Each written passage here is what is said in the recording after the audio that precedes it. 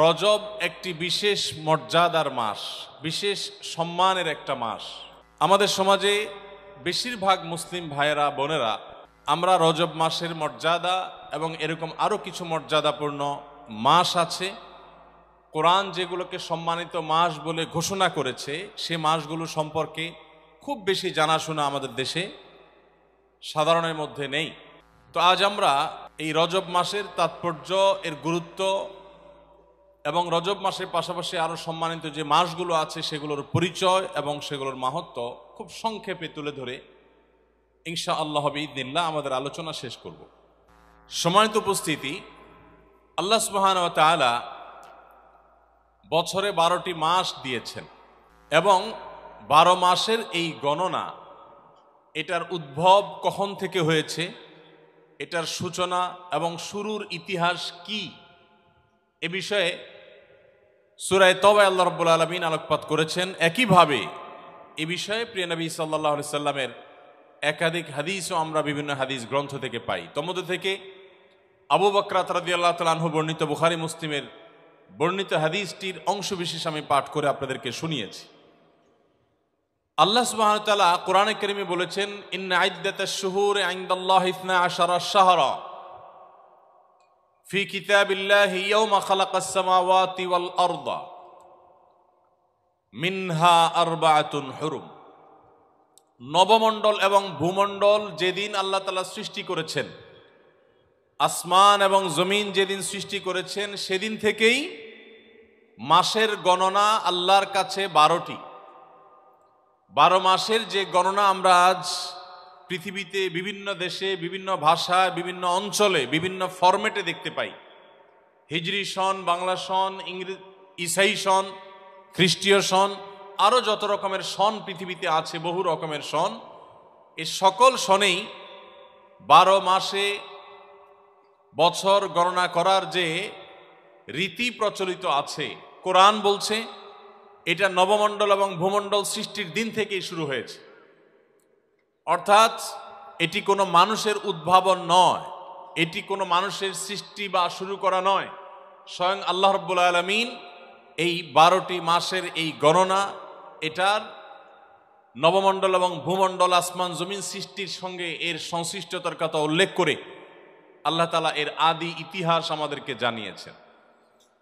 মূল আলোচ্য বিষয় হলো এই 12 মাসের মধ্যে 4টি মাস আছে যে মাসগুলোকে আল্লাহ তাআলা বলেছেন এগুলো হলো হুরুম, মিনাল আশহুরিল হুরুম, মিনহা আরবাআতুন হুরুম। সে 12 মাসের মধ্য থেকে 4টি মাস আছে বিশেষ মর্যাদাপূর্ণ মাস। সেই 4টি মাস সেগুলো কি, কোন কোন মাস, আমরা বেশিরভাগ মুসলিমরা, যেটা শুরুতে বলছিলাম, আমরা জানি না। রমাদান মাস এটা মর্যাদাপূর্ণ মাস। রমাদান মাস সাইয়্যিদুশ শুহুর বা সকল মাসের সেরা মাস, শ্রেষ্ঠ মাস, এটা আমরা সবাই কম বেশি জানি। কিন্তু রমাদান মাসের পর আল্লাহর কাছে সবচেয়ে সম্মানিত মাস কোনগুলো, সেগুলো কোরআন একাধিক জায়গায় আলোচনা করলেও, নবী সাল্লাল্লাহু আলাইহি সাল্লাম পুঙ্খানুপুঙ্খরূপে তার বিশ্লেষণ করলেও আমরা অনেক মুসলমানরা এখনো জানি না। আজকের এই মাহফিল থেকে, আজকের এই দিনী আয়োজন থেকে আমরা ইনশাআল্লাহ এই 4টি মাসের পরিচয় এবং এর একেবারে মৌলিক যে তাৎপর্য সেটা জেনে সেটা আমরা আমল করব। আল্লাহ তাআলা আমাদের সবাইকে তৌফিক দান করুন। সম্মানিত উপস্থিতি, যে 4টি মাসকে আল্লাহ তাআলা সম্মানিত বলেছেন, বিশেষ মর্যাদাপূর্ণ মাস বলেছেন, সেই 4টি মাসের ব্যাখ্যা দিতে গিয়ে প্রিয় নবী সাল্লাল্লাহু আলাইহি সাল্লাম বলেছেন, সালাসুন মুতাওয়ালিয়াত, সালাসুন মুতাওয়ালিয়াত। 4টি সম্মানিত মাসের 3টি হলো ধারাবাহিক, একটির পর একটি। সেই 3টি কোনটি? সেই মাসগুলো হলো যুলকাআদা ওয়া যুলহিজ্জাহ ওয়া শাহরুল্লাহিল মুহাররম। একাদশ, দ্বাদশ এবং প্রথম মাস, অর্থাৎ জিলকদ, জিলহজ আর মুহাররম। কয়টা হলো? 3টা। আরো একটা রয়ে গেল, আর সেটা হলো ওয়ারাজব ও মুদর আল্লাযী বাইনা জুমাদা ওয়া শাবান। আরেকটা হলো রজব মাস, যেই রজব মাসটা শাবান এবং জুমাদা সানিয়ার মধ্যবর্তী মাস, সেই রজব মাসটা সম্মানিত 4 মাসের চতুর্থ মাস। তাহলে সম্মানিত 4 মাসের পরিচয় আমরা জানলাম, জিলকদ, জিলহজ, মুহররম এবং রজব, মোট 4 মাস। জীবনের তরে মুখস্থ করে নেই এবং অন্যদের সঙ্গে সেটা শেয়ার করব, অন্যদেরকে স্মরণ করাবো যে আল্লাহ রাব্বুল আলামিন চন্দ্রবর্ষের 12টি মাসের মধ্যে 4টি মাসকে বিশেষ মর্যাদাপূর্ণ, বিশেষ সম্মানিত মাস হিসেবে আল্লাহ ঘোষণা করেছেন, আল্লাহ সম্মান দিয়েছেন। অতএব সেই মাসগুলোর পরিচয় যদি আমরা না জানি, সম্মান কিভাবে দেব? আপনার এলাকায় নতুন কোনো গুরুত্বপূর্ণ পদে থাকা ব্যক্তি যদি দায়িত্বপ্রাপ্ত হয়ে আসেন, আপনি হয়তো তার অধীনেই কাজ করার কথা, কিন্তু তার সাথে পরিচয় না থাকার কারণে আপনি তাকে উপযুক্ত সম্মান দিতে পারবেন না। আর যদি তার পরিচয়টা আপনার জানা থাকে, তাহলে তার উপযুক্ত সম্মান দেওয়াটা আপনার জন্য সহজ হবে। ঠিক একইভাবে আল্লাহ রাব্বুল আলামিন বছরের যে 4টি মাসকে সম্মানিত মাস হিসেবে ঘোষণা করেছেন, কোরআন কোনো খুচরা কথা বলার জায়গা নয়, কোরআনে কোনো খুচরা কথা বলার সুযোগ বা সময় নেই। কোরআন হলো পাইকারি কথা বলার জায়গা, কোরআন হলো মৌলিক কথা বলার জায়গা।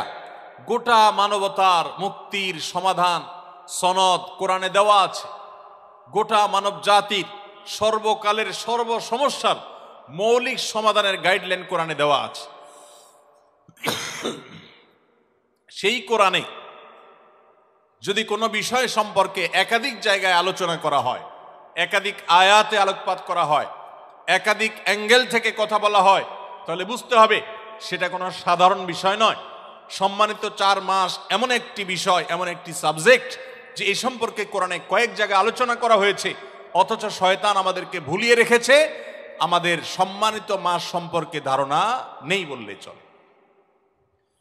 সম্মানিত উপস্থিতি,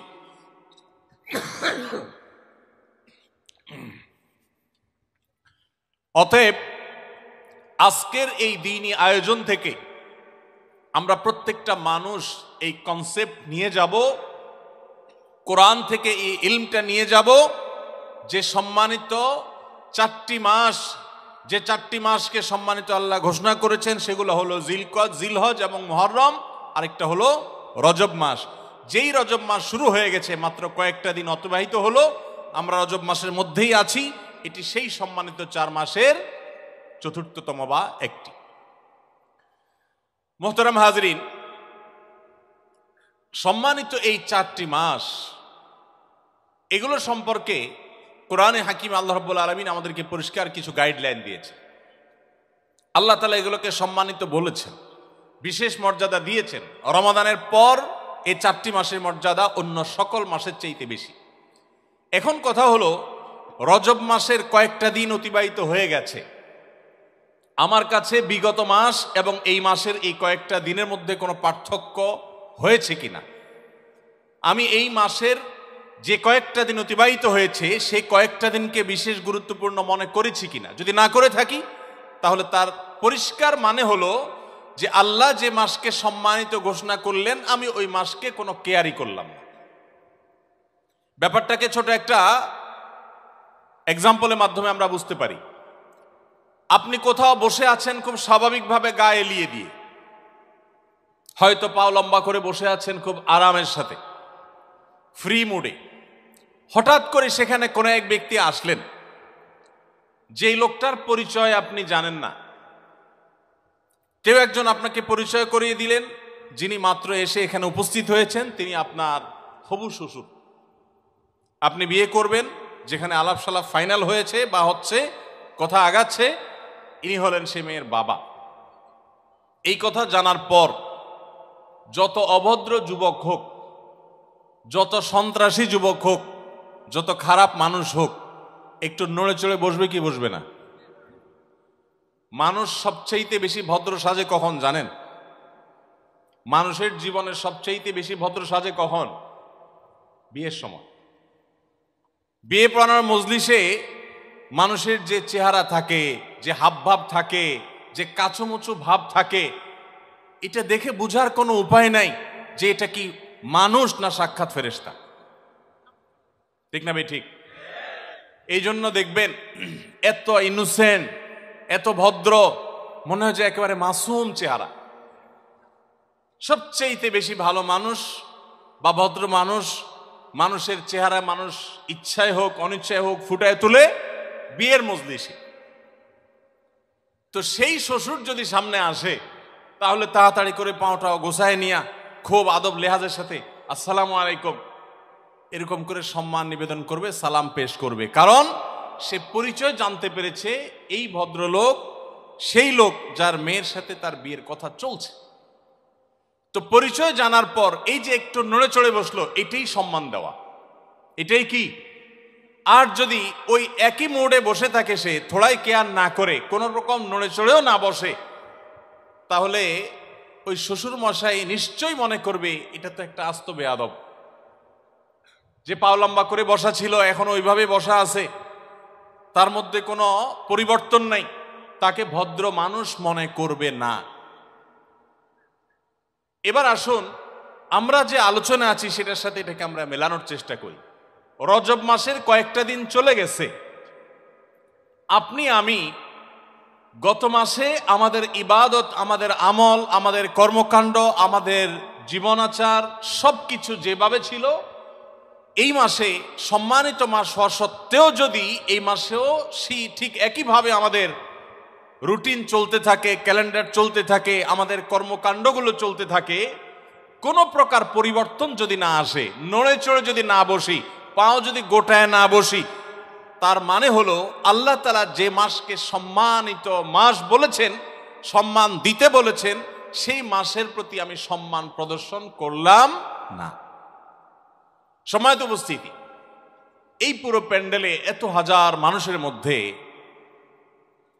আমি নিশ্চিত করে ধারণা করতে পারি, বলতে পারি যে এর ভিতরে 2-10 জন 20 জনও হয়তোবা নাই যারা সম্মানিত মাস রজব মাসের কয়েকটা দিন চলে গেছে আর একবারের জন্য মনেও হয়েছে যে একটা সম্মানিত মাস চলছে। আপনি যদি টেরি না পান যে সম্মানিত মাস চলছে, আপনি সম্মান দেখাবেন কোত্থেকে? আপনি যদি নাই চিনেন যে এই ভদ্রলোক শ্বশুর, তাহলে আপনি তাকে সম্মান দেখাবেন কিভাবে? এই জন্য সবকিছুর আগে আমাদের জানতে হবে যে সম্মানিত মাসগুলো কখন আসে আর কখন যায়। আমাদের সম্মানিত মাসগুলো নিয়ে তেমন কোনো ভাবলেশ নেই। এগুলো কখন আসে যায় সেটা নিয়ে আমাদের তেমন কোনো মাথা ব্যথা যেন নেই, জানাশোনা যেমন নেই, আমাদের সেটা নিয়ে তেমন কোনো আগ্রহ উদ্দীপনা নেই। আমি আবার বলছি, কোরআন যে বিষয়ে একাধিক জায়গায় একাধিক আয়াত একাধিক নির্দেশ দিয়েছে, নবী সাল্লাল্লাহু আলাইহি সাল্লাম যার ব্যাখ্যা পুঙ্খানুপুঙ্খ রূপে করেছেন, এটা কোনো সাধারণ বিষয় না। আপনার কাছে মনে হতে পারে এটা আবার কি এমন জরুরি বিষয়। সম্মানিত উপস্থিতি, অতএব সম্মানিত মাসের এই ধারণা, কোরআনের এই ইলম, এটা আমরা আজকে এই মজলিস থেকে, এই মাহফিল থেকে সাথে নিয়ে যাব তো ইনশাআল্লাহ। এবং প্রত্যেকে বাসায় গিয়ে নিজের পরিবারের সদস্যদের সাথে শেয়ার করব যে জানো আল্লাহ রাব্বুল আলামিন 12টি মাসের মধ্যে 4টি মাসকে সম্মানিত মাস ঘোষণা করেছেন, সেটা অমুক অমুক মাস, তন্মধ্য থেকে একটা মাস যেটাতে আমরা এখন প্রবেশ করেছি। অতএব আল্লাহর ঘোষিত সম্মানিত মাসের আর কিছু করতে না পারেন, সম্মানিত মাস যাচ্ছে এই কথা যদি আপনার মাথায় আপনি উপস্থিত করতে পারেন, একটু যদি সম্মানিত মাস যে আপনি পার করছেন সেই কথাটা যদি আপনি স্মরণে রাখতে পারেন, মনে রাখতে পারেন, তাহলে মনে মনে সম্মানিত মাসের প্রতি সম্মান প্রদর্শন করার কাজটুকু তো আপনি করতে পারবেন। অতএব আমরা এই ধারণাটা আমাদের মধ্যে ব্যাপকভাবে প্রচার করব, প্রসার করব এবং এই ধারণাকে আমাদের মধ্যে বদ্ধমূল করব, অন্যদের কাছে পৌঁছে দিব। এই হারিয়ে যাওয়া ধারণাকে আমাদেরকে নতুন করে প্রতিষ্ঠিত করতে হবে। আল্লাহ আমাদের সবাইকে সেই তৌফিক দান করুন। সম্মানিত উপস্থিতি, সম্মানিত এই 4টি মাসের বিশেষ কোনো কর্মসূচি আছে কিনা, বিশেষ কোনো আমল আছে কিনা, কোরআন হাদিসের কোনো বিশেষ গাইডলাইন আছে কিনা, আমরা সংক্ষেপে সেটি বলে যাই। নাম্বার 1, সম্মানিত মাসের সম্মান দেখানো, সম্মানিত মাসের প্রতি সম্মান প্রদর্শন করা, এটা হলো একটা বিষয় যে এই মাসের সম্মানিত মাস হিসেবে আমি সম্মান প্রদর্শন করছি। সেই প্রদর্শনটা মন থেকে হতে পারে যে একটি সম্মানিত মাস যাচ্ছে, আমি একজন মুসলমান হিসাবে আল্লাহ যে মাসকে সম্মান দিয়েছেন, আমি সে মাসের সম্মানের কথা আমার মাথায় আমি উপস্থিত রাখলাম, আমার স্মরণে রাখলাম, আমি মাইন্ডে রাখলাম। এটা হলো সম্মানিত মাসের সম্মান দেওয়ার একেবারে সাধারণ এবং প্রাথমিক পর্যায়। এটি আমরা করতে পারি প্রথমত। নাম্বার 2, সম্মানিত মাসগুলো সম্পর্কে ইমাম আবু বকর জাসসাস তার বিশ্ববিখ্যাত আহকামুল কোরআনে তিনি লিখেছেন যে এই মাসগুলোতে যদি কেউ আল্লাহর দেওয়া সাধারণ এবং রুটিন নির্দেশ, যেগুলো অন্য মাসেও প্রযোজ্য, যেমন 5 ওয়াক্ত নামাজ অন্য সময়ে পড়তে হয়, এই সময়ে পড়তে হয়, এরকম আরো যত আমল আছে, ভালো কাজ আছে, এগুলো যদি কেউ গুরুত্বের সাথে এই 4টি মাসে সম্পাদন করতে থাকে, আল্লাহ রাব্বুল আলামিন বাকি 8 মাসে সেটা সম্পাদন করাটা তার জন্য সহজ করে দেন। একইভাবে যদি কেউ এই সম্মানিত মাসগুলোতে আল্লাহর নিষিদ্ধ বিষয়গুলো থেকে বেঁচে থাকার জন্য আপ্রাণ চেষ্টা করে, বিশেষ যত্নশীল হয়, আল্লাহ রাব্বুল আলামিন তাকে বছরের অন্য সময়গুলোতে, অন্য মাসগুলোতেও সেই গুনাহ এবং হারাম থেকে বেঁচে থাকার তৌফিক দান করেন। ভাইরা আমার, তাহলে আমরা দ্বিতীয় করণীয়র প্রতি ইঙ্গিত পেলাম যে রুটিন যে কাজগুলো আছে এগুলো অন্য সময়ের চাইতে এই সময়টাতে বিশেষ গুরুত্বের সাথে করা। ধূমপান করা এমনিতেই খারাপ জিনিস, কিন্তু শ্বশুরের সামনে পান করা ডাবল খারাপ। একে তো আপনি অন্যায় করলেন, গুনাহের কাজ করলেন, আবার সেটা আপনার একজন মুরব্বীর সামনে করলেন, অধ্যত্ব দেখালেন।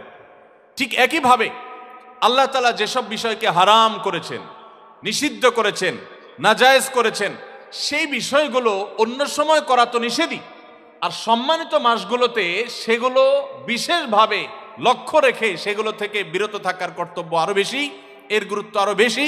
এবং সেগুলো যদি আমরা লক্ষ্য না রাখি তাহলে গুনাহ ডাবল হবে। এক হলো সম্মানিত মাসের সম্মান নষ্ট করা, আরেকটা হলো আল্লাহর অবাধ্যতায় লিপ্ত হওয়া। এই জন্য আল্লাহ রাব্বুল আলামিন এই আয়াতেই বলেছেন, যালিকাদ দীনুল কাইয়্যিম ফালা তাজলিমু ফীহিন্না আনফুসাকুম।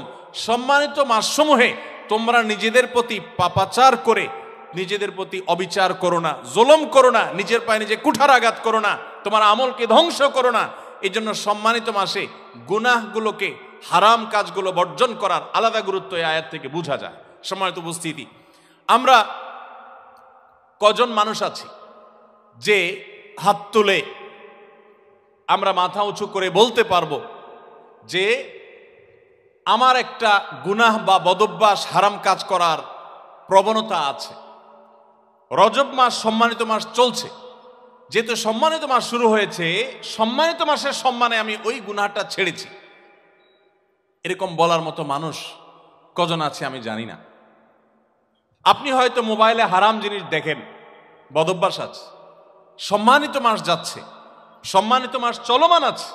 আল্লাহ তাআলা যে মাসকে সম্মানিত ঘোষণা করেছেন, সেই সম্মানিত মাসের মধ্যে যদি এটা করি তাহলে ওই শ্বশুরের সামনে সিগারেট খাওয়ার মতো, ধূমপান করার মতো ডাবল অপরাধ হবে, বেয়াদবি হবে, অসম্মান হবে। আমি সেই কাজটা করছি।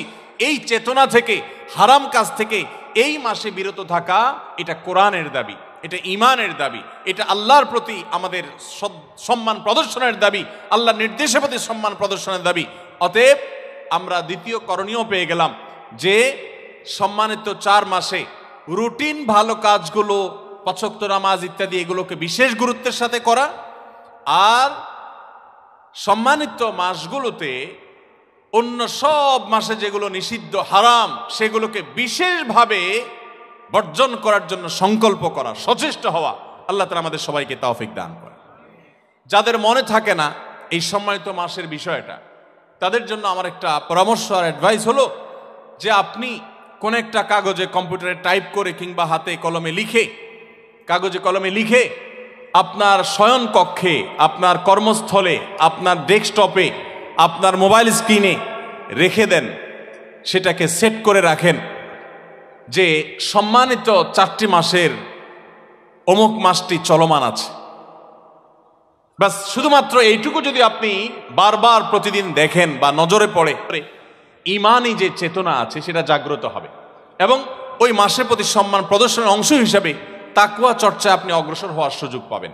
আল্লাহ আমাদের সবাইকে আমল করার তৌফিক দান করুন। সম্মানিত উপস্থিতি, এই মাসে যুদ্ধ বিগ্রহ হারাম ছিল, বেশিরভাগ মুফাসসিরগণের মতে এই বিধান রহিত হয়ে গেছে, মানসুখ হয়ে গেছে। তারপরেও কোরআনের আয়াত আমরা জেনে রাখতে পারি, এবং অনেক মুফাসসিরদের মতে, অনেক উলামাদের মতে মানসুখ হয়নি। বিষয়টা হলো আল্লাহ সুবহানাহু ওয়া তাআলা বলেছেন, ইয়াসআলুনাকা আনিশ শাহরিল হারাম কিতালিন ফি কুল কিতালুন ফীহি কাবীর ইলা আখিরিল আয়াহ। অর্থাৎ নবী সাল্লাল্লাহু আলাইহি সাল্লামকে জিজ্ঞাসা করা হয়েছিল যে সম্মানিত মাসে যুদ্ধ বিগ্রহ করার ক্ষেত্রে আল্লাহর বিধান কি। তখন আল্লাহ রাব্বুল আলামিন নবী সাল্লাল্লাহু আলাইহি সাল্লামের কাছে ওহী প্রেরণ করে জানিয়েছেন যে এই মাসগুলোতে যুদ্ধ বিগ্রহ করা এটা হারাম, আল্লাহর পথ থেকে মানুষকে বাধা দান করা শামিল। এই মাসগুলোতে আগ বেড়ে যুদ্ধ করা যাবে না।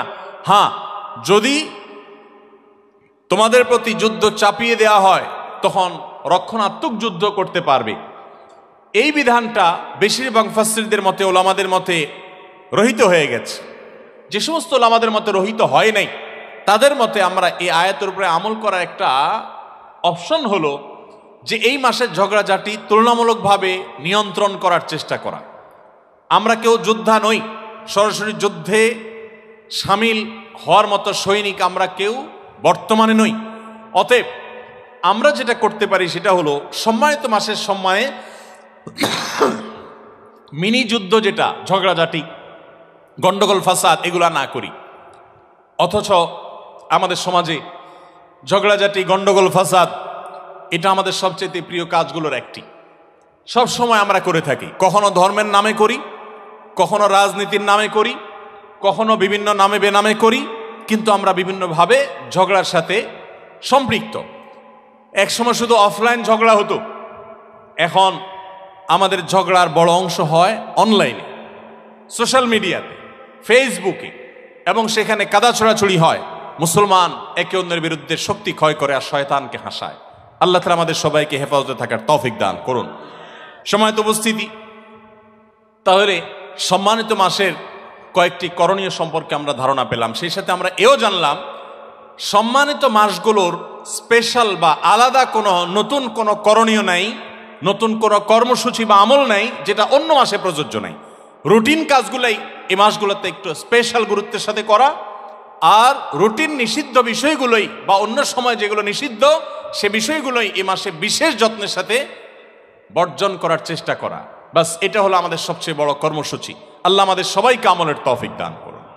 সম্মানিত উপস্থিতি, রজব মাস উপলক্ষে আরবের মুশরিকদের মধ্যে একটি বিশেষ প্রথা প্রচলিত ছিল, কুসংস্কার প্রচলিত ছিল, শিরক প্রচলিত ছিল। আর সেই শিরকটাকে বলা হয় আতিরার শিরক। বুখারীতে নবী সাল্লাল্লাহু আলাইহি সাল্লাম ফরা এবং আতিরা সম্পর্কে ধারণা দিয়েছেন।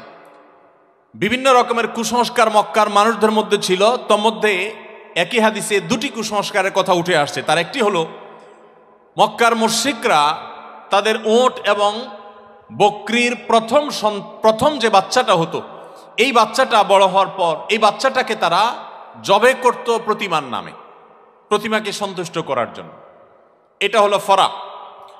আর আতিরা হলো রজব মাস আসলে তারা প্রতিমাকে খুশি করার জন্য প্রতিমার নামে তারা পশু জবাই করতো, এটাকে বলতো আতিরা। ইসলাম আসার পর সকল কুসংস্কার, সকল অন্ধকারকে ধুয়ে মুছে পরিষ্কার করা হয়েছে। নবী সাল্লাল্লাহু আলাইহি সাল্লাম পরিষ্কার জানিয়েছেন ইসলামে কোনো ফরা বা আতিরা বলতে কিছু নেই। ইসলামের সমস্ত পশু জবে করা হবে পশুর সৃষ্টিকর্তার নামে। কার নামে জবে হবে?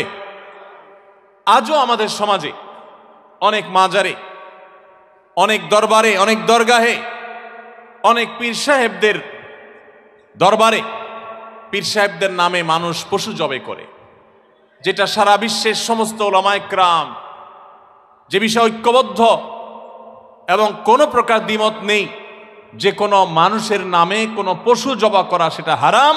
আর কোনো পশু যদি কোনো মানুষের নামে বা আল্লাহ ছাড়া আর কারোর নামে জবে করা হয় সেই পশুর গোশত খাওয়া হারাম। কোরআনে কারীমে আল্লাহ রাব্বুল আলামিন এক জায়গায় নয়, বহু জায়গায়, একাধিক জায়গায় হারামের যে তালিকা দিয়েছেন, হারামের যে সিরিয়াল উল্লেখ করেছেন, এর মধ্যে থেকে বলেছেন ওমা উহিল্লা লিগাইরিল্লাহ, আল্লাহ ছাড়া আর কারোর নামে যদি কোনো পশু জবে করা হয়, সেই জবে করা পশু যদি গরুও হয়, ছাগলও হয়, মোরগও হয়, হাঁসও হয়, অর্থাৎ হালাল প্রাণীও যদি হয়, যেহেতু নাম নেওয়া হয়েছে আল্লাহ ছাড়া আর কারোর, অতএব ওইটার গোশত খাওয়া হারাম। সেখানে পীর সাহেবের দরবারে যে অনেকে সে হারাম গোশত খেয়ে আসছে, পীর সাহেবের দরবারও যাওয়ার প্রয়োজন হয় না। আজকাল এরকম হারাম খাবার ঢাকা শহরের অলিগলিতে পাওয়া যায়, বিশেষ করে এই রজব মাসে। রজব মাসে মক্কার মুশরিকদের মধ্যে যেরকম প্রতিমার নামে পশু উৎসর্গ করার প্রচলন ছিল, আফসোসের বিষয় প্রায় 1450 বছর পর এসে আজকের এই সময়ও মুসলমানদের মধ্যে ঠিক সেই রকম শিরক প্রচলিত আছে। কি সেই শিরক? সেটি হলো, আপনারা অনেকে জেনে থাকবেন, খাজা মঈনুদ্দিন চিশতি রহমতুল্লাহ আলাইহি তার নামে এই রজব মাসে তার মৃত্যুর দিবস পালন করার নামে তার মাজারে তার নামে পশু মানত করা হয়। এবং আপনারা জেনে অবাক হবেন, এই দেশ থেকে শত শত মানুষ এখনো সেই মাজারে যায় এবং পশু মানত করে। এবং সেখানে শুধুমাত্র পশু মানত নয়, টাকা পয়সা মানত করা হয়। অনেক বড় বড় ব্যবসায়ী আছে, অনেক উদ্যোক্তা আছেন যে তাদের কল্যাণের জন্য সেখানে যান, আছে না নাই? ভাইরা আমার, এই রজব মাসে কোনো পশু যদি আল্লাহর কোনো প্রিয় নেককার বান্দার জন্য কোনো আলেমের নামেও কেউ জবে করে, সেটা হবে শিরক এবং সেটার গোশত খাওয়া হবে হারাম। ইসলাম মানুষকে আল্লাহর আনুগত্য এবং গোলামি শিক্ষা দিয়েছে। ইসলাম মানুষকে কোনো মানুষের গোলামি, কোনো মানুষের আনুগত্যের শিক্ষা দেয় নাই। ভাইরা আমার, শিরক আল্লাহর জমিনের সবচেয়ে বড় অপরাধ। কেন কেন শিরকের মতো ভয়াবহ অপরাধ আরেকটা নাই? কেন আল্লাহ বলেছেন ইন্নাল্লাহা লা ইয়াগফিরু আন ইউশরাকা বিহি, আল্লাহর সঙ্গে শিরক করা হলে সেটা আল্লাহ মাফ করবেন না? কেন বলেছেন? শিরক কিভাবে সবচেয়ে বড় অপরাধ? আমরা মনে করি একটা মানুষ শিরকে লিপ্ত হলো, সে তো কারোর ক্ষতি করে নাই। একটা মানুষ কাউকে খুন করলো, সে তো একটা মানুষের প্রাণ শেষ করে ফেললো, সেটাও মহা অপরাধ।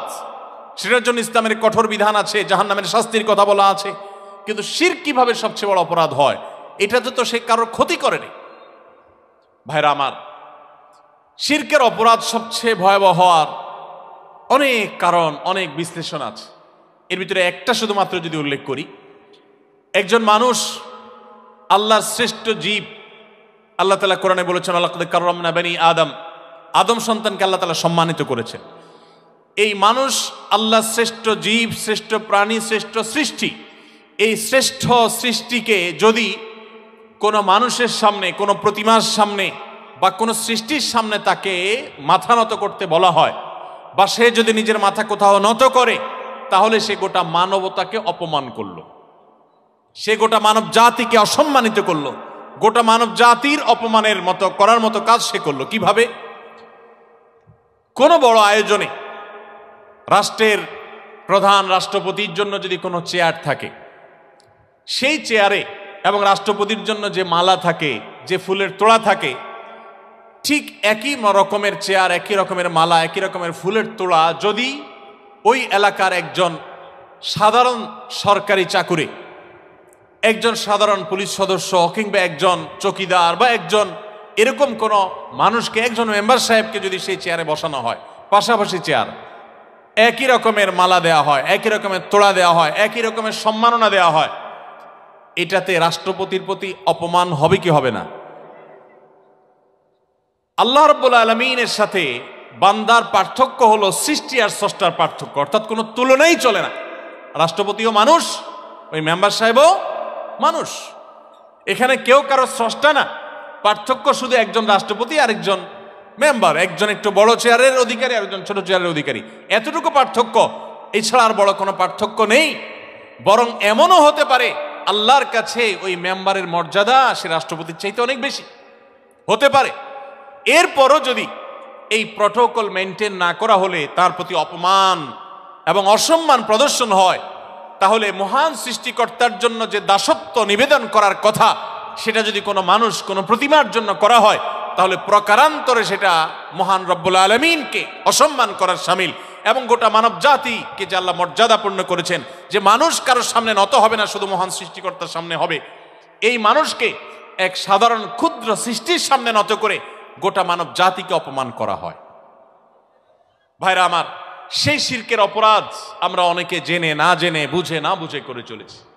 এই রজব মাস উপলক্ষে আপনারা দেখবেন ঢাকায় অনেকগুলো লাল কাপড়ে মোড়ানো ড্যাগ বিভিন্ন মাজারে, ছোট ছোট মাজারে বসে, এবং কিছু মোবাইল মাজার বসে, অস্থায়ী মাজার বসে মাইনুদ্দিন চিশতির নামে। দেখবেন লেখা আছে মাইনুদ্দিন চিশতির মাজার বা মাইনুদ্দিন চিশতির ড্যাগের উপরে লেখা আছে মাইনুদ্দিন চিশতি রহমতুল্লাহি আলাইহি কোথায়, আর বসানো হচ্ছে ওনার নামে ড্যাগ, এবং সেখানে টাকা পয়সা তোলা হচ্ছে, সেখানে আপনার বিভিন্ন রকমের নজর মান্নত সিন্নি করা হচ্ছে, সেখানে নানা রকমের ধুমধামে ঢোল তবলা বাজিয়ে বিভিন্ন রকমের আয়োজন করা হচ্ছে। এগুলো সবগুলো শিরকের অন্তর্ভুক্ত। রজব মাসকে ঘিরে যেগুলো আমাদের সমাজের কিছু সংখ্যক মানুষ করে থাকে। আল্লাহ রাব্বুল আলামিন আমাদেরকে ইসলামের মতো সুমহান, এত সুন্দর জীবন দর্শন, এত চমৎকার জীবন আদর্শ দিয়েছেন যে কোনো কুসংস্কারের ন্যূনতম কোনো অবস্থান, কোনো সুযোগ এই ইসলামে নেই। কোনো অন্ধকারের কোনো সুযোগ কোনো জায়গায় ইসলামে নেই। সেই ইসলাম পাওয়ার পরে যদি আমরা কুসংরচ্ছন্ন থাকি, আমরা যদি কুসংস্কারে বিশ্বাস করি, আমরা যদি অন্ধকারাচ্ছন্ন থাকি, তাহলে এর চেয়ে দুর্ভাগ্যজনক আর কি হতে পারে। আল্লাহ তাআলা আমাদের সকলকে তাওহীদের পতাকা তলে একত্র হওয়ার তৌফিক দান করুন। আমাদের সবাইকে আল্লাহ তাআলা তাওহীদবাদী হওয়ার তৌফিক দান করুন। মুখে তাওহীদবাদী হলে চলবে না, আমাদের কর্মে, আমাদের চিন্তায়, আমাদের বিশ্বাসে, আমাদের মননে, আমাদের জীবনের প্রত্যেকটা ক্ষেত্রে তাওহীদের প্রতিফলন থাকতে হবে। আল্লাহ রাব্বুল আলামিন আমাদের সবাইকে সেই তৌফিক দান করুন। সম্মানিত উপস্থিতি, তাহলে সম্মানিত 4 মাসের যে ধারণা সমাজে অনেকটা হারিয়ে গেছে, সে ধারণাকে আমরা পুনর্জীবিত করব, অন্যদের মধ্যে প্রচার করব। নিজে মরণ পর্যন্ত প্রতি বছর কখন কোন মাস আসছে আমরা জানব, লক্ষ্য রাখব। বিশেষ করে হিজরি বর্ষের মাসের আগমন গমন কখন আসে কখন যায় সেটি আমাদের মাথা রাখা কর্তব্য। অথচ বেশিরভাগ মানুষ আমরা জানিও না যে হিজরি বর্ষের কোন মাস এখন চলছে, কোন মাস গেছে, কোন মাসের কত তারিখ, ন্যূনতম কোনো খোঁজ খবর আমাদের নাই। এটা আমাদের উপরে ফরজে কিফায়া। যদি সমাজের কিছু মানুষও যদি হিজরি সনের গণনা না সংরক্ষণ করেন, তারিখ সংরক্ষণ না করেন, গোটা সমাজের সমস্ত মানুষ গুনাহগার হবে। আমাদের দেশে এখন এই চাঁদ দেখার দায়িত্ব, হিজরি সনের সন গণনা, তারিখ গণনার দায়িত্ব আমরা সবাই দিয়ে দিয়েছি জাতীয় চাঁদ দেখা কমিটির উপর। ঠিক না ভাই? ঠিক। অন্য সময় তো বটেই, এমনকি রমজানের চাঁদ, ঈদের চাঁদ পর্যন্ত আমরা দেখি না, আমরা দায়িত্ব দিয়ে রাখছি তাদের উপরে, তারা দেখবে। চাঁদ দেখা কমিটির লোকেরা, জনগণ তাদেরকে দেখে সংবাদ দিলে সেই আলোকেই তো তারা বলবে যে চাঁদ দেখা গেছে বা যায় নাই। এখন সারা দেশে মানুষ যদি আমরা চাঁদ দেখা ছেড়ে দেই, তাহলে বেচারারা চাঁদ দেখার নিউজ কোত্থেকে আনবে? এই জন্যই তো রাত 10টা 11টা 12টা চাঁদ উঠে, কারণ আমরা তো সময় মতো নিউজ দিতে পারি না। ভাইরা আমার, এই জন্য চাঁদ দেখা এটা একটা ইবাদত, এটা একটা সওয়াব। আমরা এগুলোকে সওয়াবের কাজ মনে করি না। চান্দ্রবর্ষের 29 তারিখে পশ্চিম আকাশে চাঁদ তালাশ করবেন, চাঁদ উঠছে কিনা। আপনি যদি দেখতে পান তাহলে দোয়া পড়বেন, আল্লাহুম্মা আহিল্লাহু আলাইনা বিল ইয়ুমনি ওয়াল ঈমান ওয়াস সালামাতি ওয়াল ইসলাম রব্বি ওয়া রাব্বুকাল্লাহ। হে আল্লাহ, এই যে নতুন একটি চাঁদ দেখা গেল, এই মাসে আপনি আমাকে বরকত এবং ঈমানের সঙ্গে এই মাসে আমার জীবনকে অতিবাহিত করার, মাসটাকে কাটাবার তৌফিক দান করুন। এই মাস বরকতময় করে দিন, ঈমান দিয়ে এই মাসে আমার পরিপূর্ণ করে দিন, এবং শান্তি সমৃদ্ধি দান করুন, ইসলামের উপরে থাকার তৌফিক দান করুন। হে চাঁদ, তোমার এবং আমার রব এক আল্লাহ। এই দোয়া কত অর্থবহ, কত চমৎকার একটা দোয়া। এই দোয়া নিবেদন করা সুন্নত। ভাইরা আমার, তাহলে ইনশাআল্লাহ রজব মাসের এবং সম্মানিত মাসের এই ধারণাগুলো আমরা সবাই সমাজে বিস্তার করব তো ইনশাআল্লাহ। আল্লাহ তাআলা আমাকে, আপনাকে, আমাদের সবাইকে আমলের তৌফিক দান করুন। চলুন আমরা প্রশ্ন উত্তরে চলে যাই, যেহেতু সময় কম।